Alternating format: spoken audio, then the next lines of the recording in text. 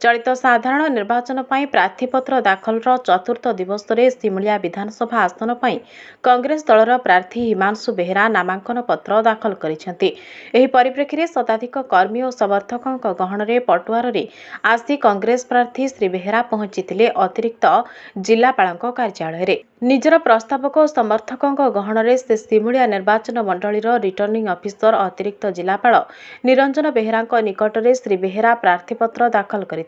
नेतृत्व परिवर्तन पाई निर्वाचन में तांको निश्चिंत विजयी करिवे बोली से आशा प्रकाश करथिले।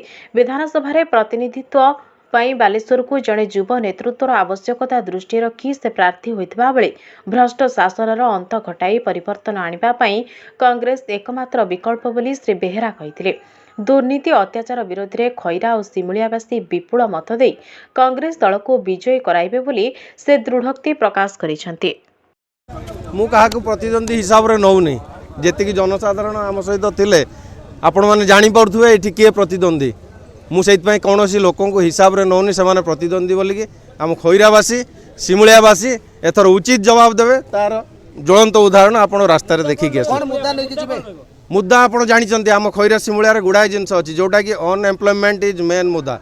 Unemployment education health system farming system किछि नाही कहबे बोले इरिगेशन सिस्टम किछि कोनोसी जिंस रे किछि डेवलपमेंट हेइनी 25 वर्ष सरकार रे एवं 10 वर्ष से भ्रष्टाचारी सरकार रे तार उचित जवाब सिमुलिया खैरावासी देबे।